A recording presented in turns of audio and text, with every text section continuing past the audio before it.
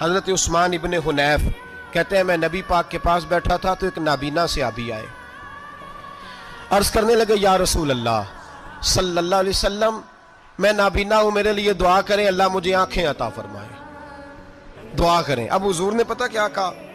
نبی پاک نے فرمایا دو باتیں، یا تو صبر کر لے یا میں دعا کر دیتا ہوں۔ صبر کرے گا تو اللہ جنت دے گا، یا تو صبر کر لے یا میں۔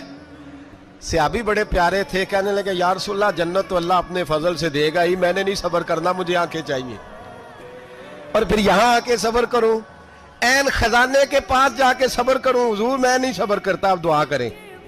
نبی پاک نے دعا سکھائی، فرمایا دو نفل پڑھ جا کے اور دو نفل پڑھ کے میرے وسیلے سے دعا کر۔ کیا کر؟